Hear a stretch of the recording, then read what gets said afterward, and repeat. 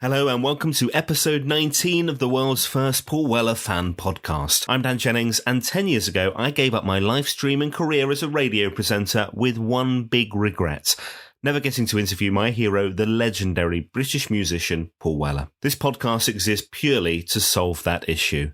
Welcome to Desperately Seeking Paul. So here we go with our most ambitious week yet. 7 podcasts in 7 days, each with a different honorary councillor, chatting about their time with the Style Council. And don't worry, if you don't know what an honorary councillor is, you're about to find out.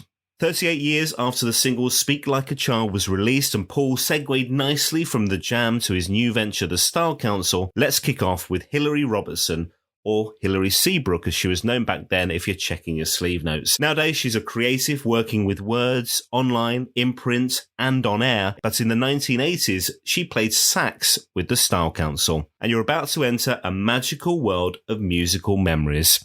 So let's get into it. Thanks for joining us, Hilary. My pleasure. Welcome to the podcast, our first honorary councillor. Now, explain to me what this means. For people who don't know, give us a bit of detail on what that is. There are a number of us who have played with the Style Council, or who did play with the Style Council in the years that it was in operation, who weren't members of the band. So obviously I'm not Paul or Mick, and then I'm not Dee and Steve either, but we were kind of there. We tend to be the people who were there for more than just one session or one gig or, whatever. And we're quite a little family.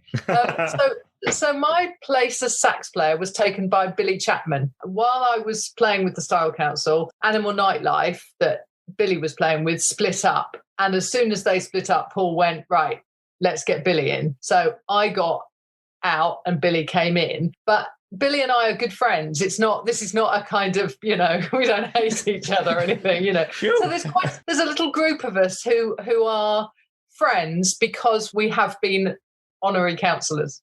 It's back to this idea that Paul splits the Jam and he wants a much looser, freer, less pressured environment to be able to create his music. So there's this, certainly from day one, this very temporary lineup almost, like you say, Mick's there, Steve and Dee aren't involved from day one, but it's a very loose setup where he can work with the musicians he wants to work with, make the music he wants to work with without that pressure cooker that was in the Jam, right? Right. And also so that it's an evolution. I think the Style Council, if you look at where it goes from, those very, very early gigs with Mick, and then, things like Speak Like a Child and Long Hot Summer, which were the singles that I kind of went, oh, okay, I took notice of those before I had any involvement with the band. And I'd liked them because there was that, they weren't jazz, but they were, what were they? I didn't know what they were, in a good way.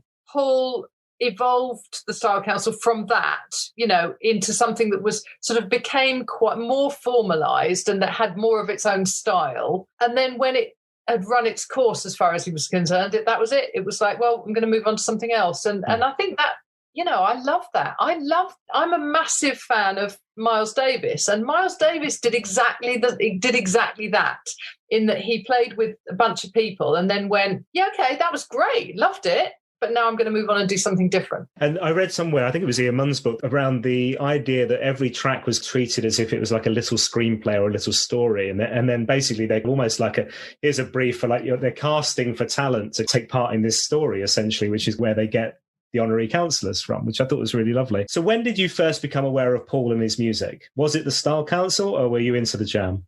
I wasn't into the Jam. I didn't hate the Jam, but I just wasn't into it. So when the Jam was happening, I was discovering music, and I was very much going down the jazz route. I was classically trained. When I went sideways, I didn't go to pop. I went to jazz. I loved everything about the fun of the jazz environment as opposed to the classical environment. And we're talking about the early 80s. And then, to be a classical musician, everything was taken very, very seriously. Whereas if you were a jazz musician, you could take everything as, have as much fun as you liked. I just loved it. And I loved the freedom of it. My first awareness of who Paul Weller was, I probably heard his name. I was growing up in the 70s and 80s, so I did know about the Jam. I just didn't listen to their music. And then, like I say, it was Speak Like a Child, but more particularly, actually, that bass line on Long Hot Summer. For me, that was the musical motif that piqued my interest. And all of a sudden I was like, oh, okay, I don't know what this is, but I really like it. That was in the summer of 83. And in the September, I went to stay with a girlfriend before we went back to uni. Then I went home and suddenly I was at home and getting a phone call from John Weller. And at this time, you're doing loads of sessions. You're gigging all over London, right? Paul's dad, John Weller, he's the manager. He's inviting you to audition at Solid Bond Studios, which is Style Council HQ. So do you know how he had come across you? Was it at one of these gigs or? Interestingly enough, I only found out about 18 months ago how he'd got hold of my number. And I played in a band called, the National Youth Jazz Orchestra. And I was coming to the end of that because I was 20 then, and you were really supposed to be moving on by the time you were 21, 22. It was kind of through school and university was fine, but then... This sounds like me and the Cub Scouts when they had to kick me out because I was too old. I was a senior sixer and I was like 18 or something. They're like, you've got to go to Scouts. It wasn't that old, but you've got to go to Scouts now. You can't stay in the Cubs. It sounds like the same thing. I was devastated. Yeah, exactly. And so, I only found out very recently in the last few months that the director of Nijo, a guy called Bill Ashton, I've always got on really well with him, and we've stayed friends. I mean, he's in his 80s now. I still see him from time to time. He comes and we go out for lunch or whatever with his wife, and we get on really well.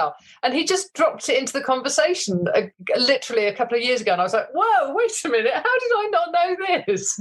And he said that he's had a phone call from John Weller or Nikki or somebody from the office saying, Nijo, you're obviously a kind of breeding ground for young jazz musicians. We're after a sax player. Who can you suggest? And he suggested me.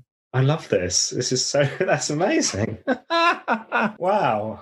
What did you have to do? So you get down to Solid Bond. Can you remember what you had to do at the time? Wait a minute, because it's a little bit more complicated than that. Because I was a baritone sax player, which is the big one. And I had an alto as well because, you did. I didn't have a tenor sax. And in the midst of this conversation, John said, can you come down? And actually, when I was playing in the band, I was playing alto and tenor. So I could have just come down with my alto and it would have been fine. But he mentioned something about tenor sax. So I kind of went, oh, yeah, that's fine. Okay. And this was about 3 or 4 o'clock in the afternoon. And the audition was at 11 o'clock the following morning. So I ran down into town, into Hitchin, where I live. I still live now, actually, or I haven't lived all the time. But there was an amazing music shop called John Myatt Woodwind. And I went in and I saw John, who had been my clarinet teacher when I was at school. And I said, John, I've been given this audition. I need a tenor sax. Can I have a brand new one out of the box to borrow?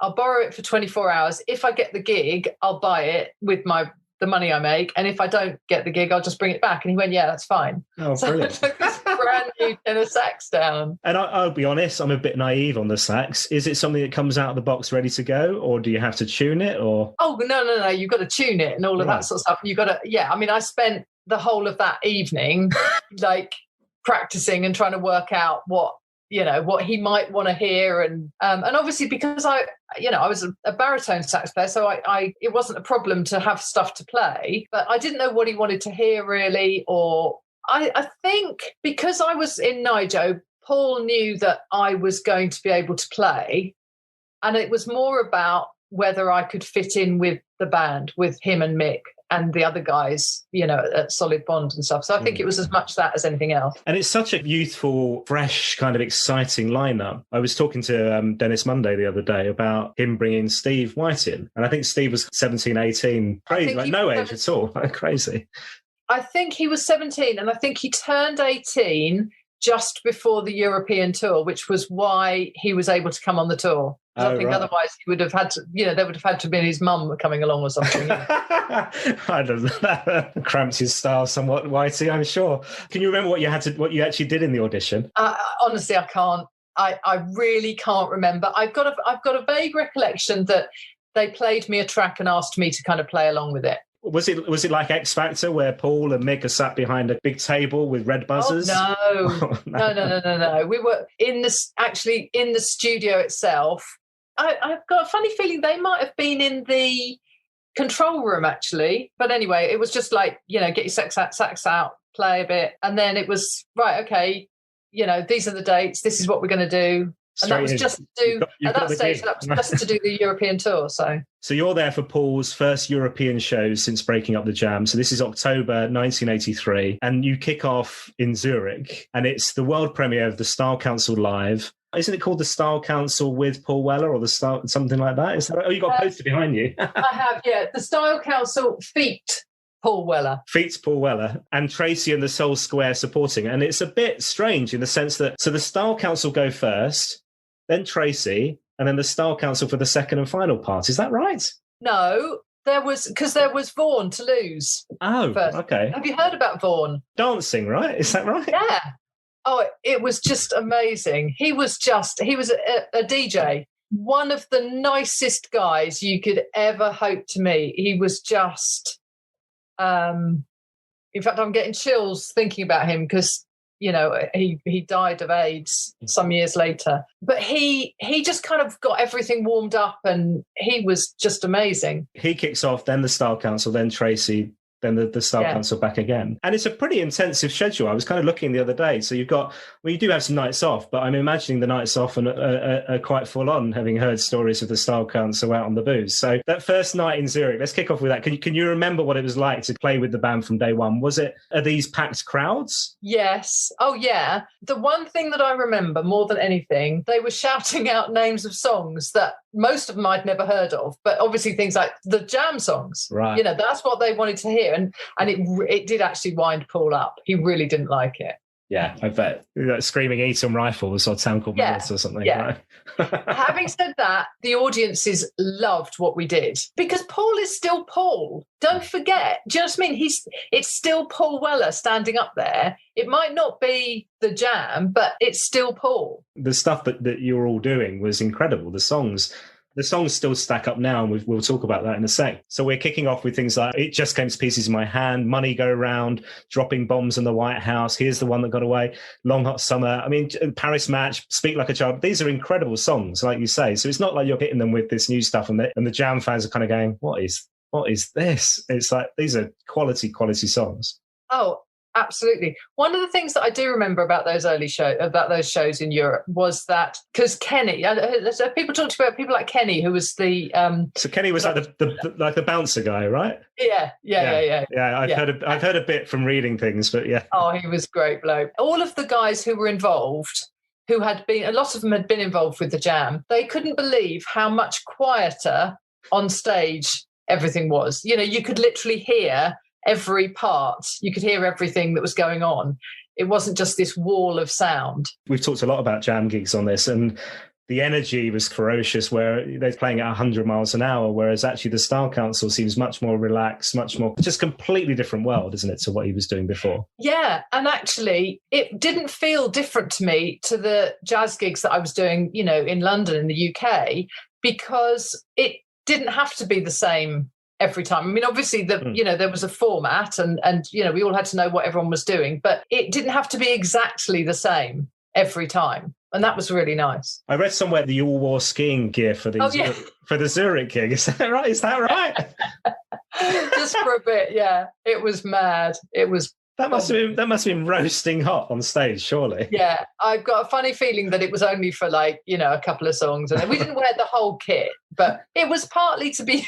We thought we were sort of like entering into the spirit of where we were going to, It was only Zurich. There was no other date on the tour where the ski gear came in. Well, no, because obviously there was no skiing in anywhere else. Yeah. But there was a real sense of humour about everything. I mean, we worked our socks off. We did work hard, but there was a sense of humour about everything. So you have a night off in Paris. You play Paris. You have a night off in Brussels, and I believe you go to see Star Wars: Return of the Jedi. I remember that really clearly.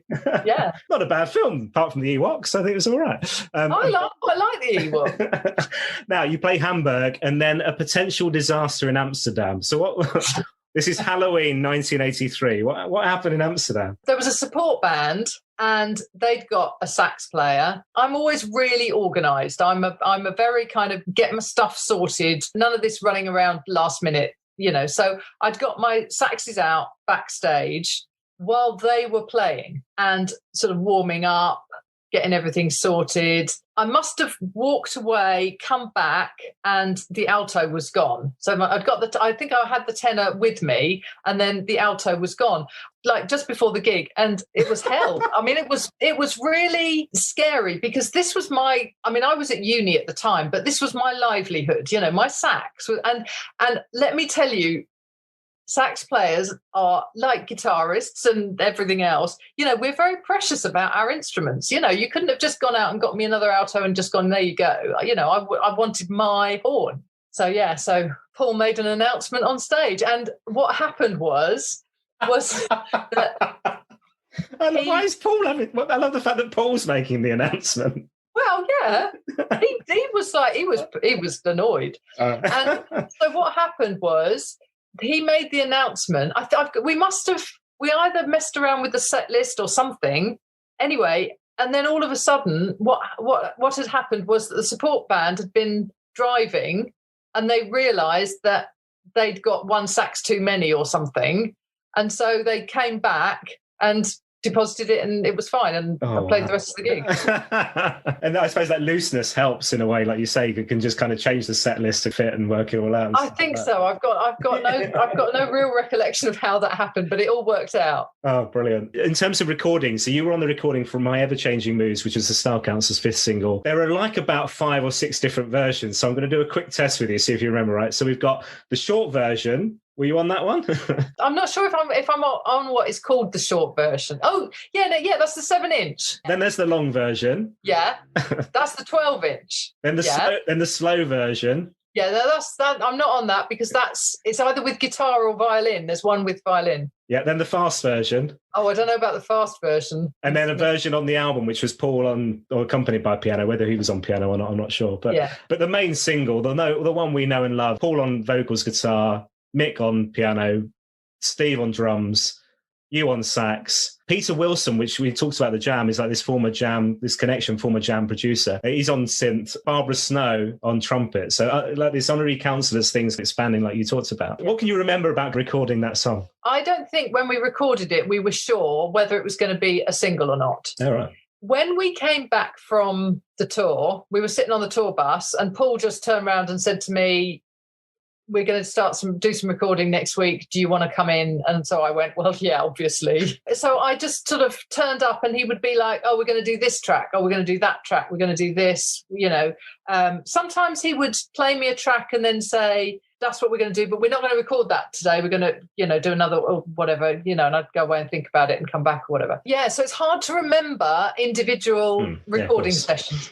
Yeah. What I do remember is just being in Solid Bond. I mean, this is a historic recording studio, and just being there was a real part of history, musical history. And Pete Wilson was great. He was such a good, engineer / producer, whatever, So this is Marble Arch in London, and it's treated as if, it is Style Council HQ essentially from that, because the whole business was run from there, wasn't it? So I know that Nicky Weller was there, John, they're all based there. You walked down the path and on the right was the recording studio, and then straight ahead was the offices. So John had an office, Nicky had an office. There were 2 or 3 other people who I didn't really know what they did. And then there was a sort of little restaurant type place that we used to sit in from time to time. And what was the vibe? Because I imagine this whole thing is very fresh and new, and it's off the back of the Jam, like we say. So it's terribly exciting. But it feels like there's a huge amount of energy behind these recording sessions and a lot of experimentation. Is that right? Oh, yeah. Yeah, definitely. It did feel, I'd done a lot of sessions, and I did a lot of sessions afterwards, where you didn't have this sort of sense of experimentation and creativity, which there was with the Style Council. I think it's because it was his own studio. He could do whatever he liked. If it took 3 days to record a track, it didn't matter so much. It was up to him. Whereas a lot of the other stuff that I did, either before or after, was, right, you go into the studio at 11 o'clock and at 11 o'clock the clock starts ticking and that's it. You just keep going. There was a creativity and a freedom and the sense of working on something, working on a project that was interesting. Nice. And very collaborative as well. Yeah, but Paul had the final say.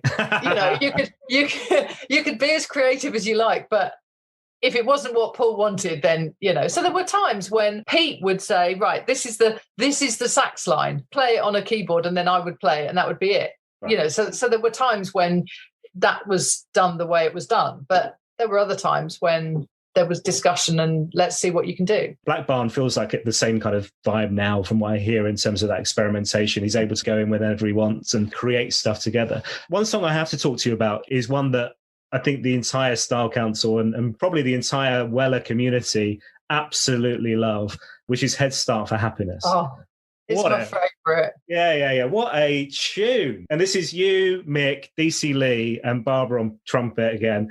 Wow, what a track. I just loved that track from the minute we recorded it. It's catchy, but it's just, what's really interesting about it is that, so obviously my name's Hilary.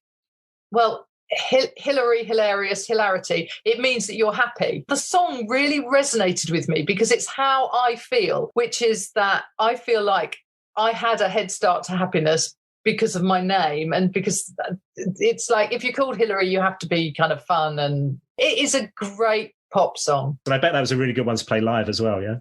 Yeah, it was. I loved that. And in fact, there were quite a few times when we were doing TV stuff afterwards, and I preferred it when we were doing Headstart to Happiness than compared to when we were doing My Ever-Changing Moods. I loved My Ever-Changing Moods, but it didn't hit me the way Headstart for Happiness did. I've seen some of the TV performances from the big shows back in the day. So the Tube, Top of the Pops, which is at the time was like the pinnacle, wasn't it? Primetime TV. Everybody wanted to be on TOTP. And Saturday Superstore. How much of it was live versus you having to all mime? Most of the TV was mimed.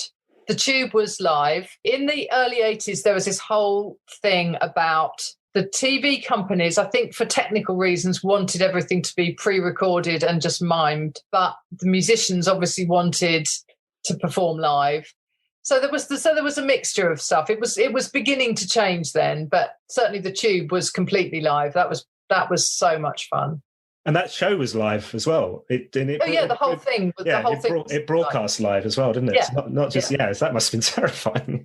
Because it was a big show. It was a big TV show, that. Yeah, it was. But there was also a sense that it was only like performing to a room full of people. I mean, the fact that there were other people watching on TV. If I'd known, by the way, that 30, however many years later, people would still be asking me about what I was wearing and whatever, I think I might have given it some more thought than I did.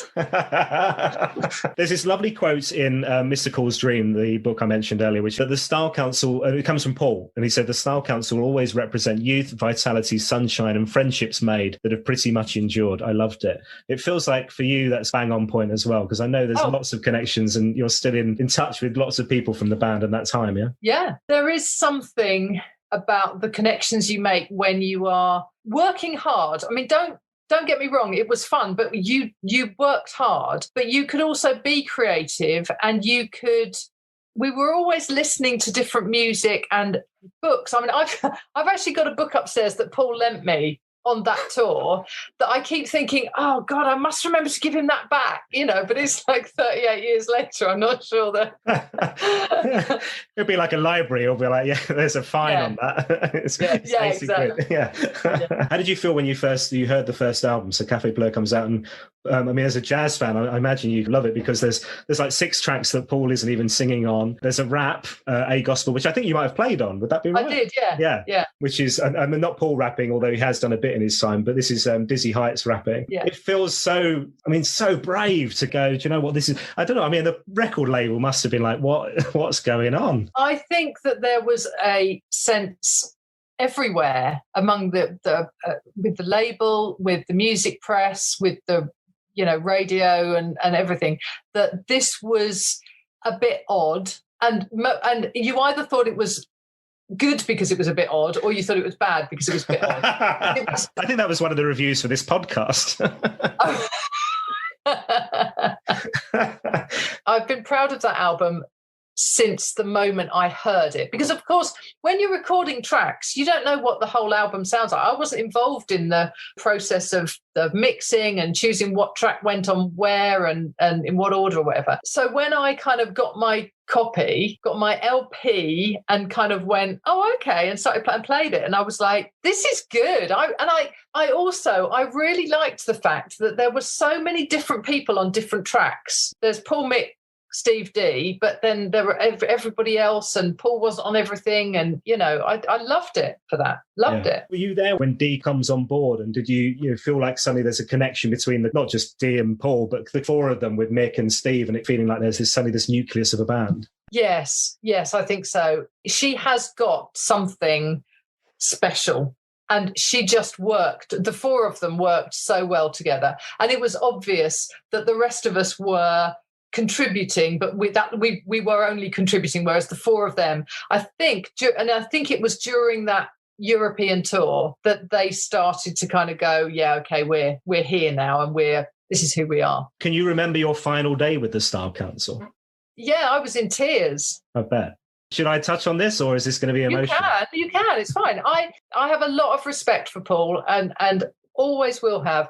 And he decided that he was going to be the one to tell me that I wasn't going to do the next tour. And I cried, and he was really understanding. And it wasn't that they were dissatisfied with me. It was that Billy was available, and that Billy, I think, would probably have always been their first choice sax player. He just worked well with them for that period that Billy was there. But, Billy didn't last with them forever because of that whole thing about changing. And I think the fact that Paul showed me the respect of just taking me to one side on my own and just saying, right, this is what's going to happen. Yes, that was my last day, but it wasn't actually my last day of contact with the band. I mean, by a long way, but because these people were my friends. So I was going to their parties. I was hanging out at the studio. I was doing all sorts of things, for several months. And actually, although I was really upset that day, it was the best thing that actually could have happened for me, because I was in my final year of my degree, and my uni had been really happy with me dipping in and out and just wandering in when I felt like it, and then being on telly. And of course they were very proud of that, but it was approaching the point of me doing my final exams. And if I'd gone on tour, I wouldn't have been able to do my final exams. So I would probably have had to redo my third year. So in actual fact, it was probably for the best. He did you a favour in life. Yes, a favour in life, yes. Yeah. I know that you're a teacher, so was that what you went on to do after that? I've had what is known as a portfolio career. I haven't been doing any sessions recently because I wasn't very well a few years ago, and I had to sort of stop for a little while. But I spend my time in a mix between writing, so words, and then teaching. I do some teaching of English and some teaching of the sax and various other things, music in general. So I bimble about, really. And we have something in common, although I don't know the deal with podcasts. Are you meant to cross promote, or are we competitors? I don't know what the deal is. The Harmonious World podcast sounds terribly exciting, I have to say. Oh, it's amazing. So what happened was I did some radio, really enjoyed doing that, but I always felt like I was always on somebody else's radio station. And I had always thought I'd like to do a podcast on my own. And then a couple of musicians kind of were interested in doing interviews, interested in me interviewing them. And I thought, right, well, I'm going to do this for me then, not for a radio station. So I thought, right, well, what am I going to call it? This was in May last year. And I found this quote from Quincy Jones. And in essence, it is, imagine what a harmonious world it would be if everybody shared what they're good at. Nice. And I just thought, that's me down completely, 100%. If we all shared what we're good at, I don't care whether you're really good at you're a plumber or an electrician or a hairdresser or a road sweeper or whatever, but whatever it is that you're good at, share it with other people and acknowledge that other people are good at other things, So that's where my podcast comes in. Love it. And this is musicians from any genre, any era. It's musicians, composers, producers, from jazz, as we've been talking about, to classical, to folk, rock, everything in between. Everything. It's amazing. Because when you start doing these things, then people get to hear about it and stuff. I've got two of the people that I have interviewed so far for 2021 are Grammy nominated, so I'm excited about what's going to happen on the 14th of March, and it's exciting. I just love the industry of music. There's bits about it that is awful and horrible, but the way people can be creative but also successful, I love that. Once you finish listening to this one, available on all podcast platforms right now, and probably even if you ask your smart speaker to play the podcast, it will do it as well. Loads and loads of special memories. This has been so lovely. What did you make of Paul going solo, and have you stayed in touch with that music since? Yeah, I have. And as I said, as I think we started off saying at the beginning, I mean, I think he just is evolving all the time. I mean, one of the things that I really like is I quite often will see, images of him will flash up on social media and whatever.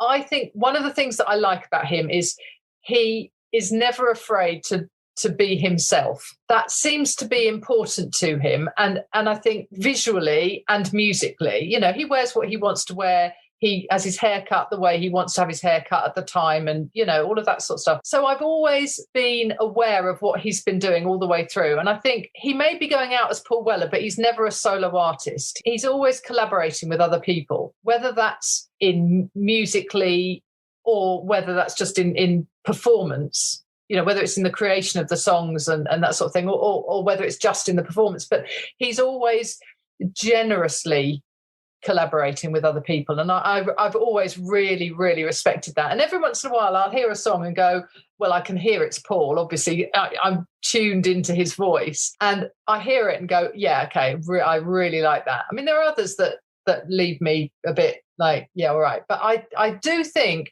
he's an absolute genius songwriter. I really do. I genuinely think that in years to come, he stands alongside, Lennon and McCartney and, all sorts of people who've written great songs. I've got two final questions for you. I don't know if you know what's coming, because these two final questions generally are the same ones for every podcast that we do. So you're allowed one Paul Weller song for the rest of your life. It can be solo, The Jam, or probably more likely in this case, I imagine, the Style Council. And I may know what it is. Let's see if we can guess.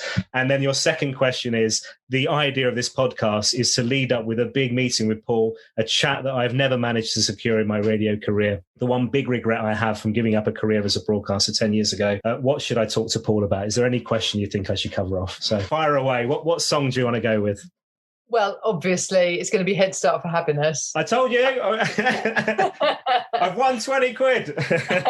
I knew it. Yeah, I just think it's a really, really good song. And I think, for all the reasons that we've discussed. So that's a done deal.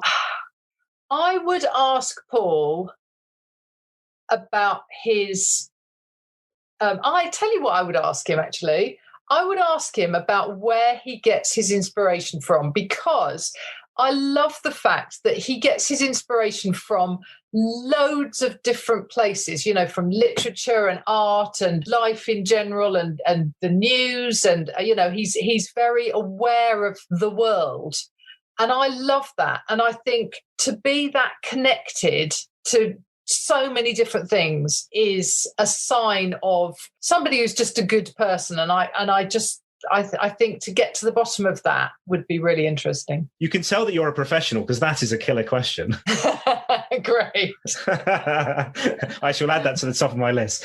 Hilary, this has been an absolute blast. I really appreciate it. Thank you so much for joining me. No problem. Thanks, Dan. And I wish you all the best with your podcast. My thanks to Hilary Robertson, who was so brilliant with so many amazing insights into life with the Style Council. Next up, we hear from the man who not only gets the accolade for the very first reference to an honorary councillor, but he was also a part of the Paul Weller movement when Paul went solo in the 90s. The fabulous Zeke Manyika is on our next podcast, so keep an eye out tomorrow. Please share this episode on social media, leave a review wherever you get your podcasts. It really does help us to find new listeners to the show. On Twitter, we're at Weller Fan Pod, or you can find us on Instagram and Facebook, Paul Weller Fan Podcast. I'll see you next time.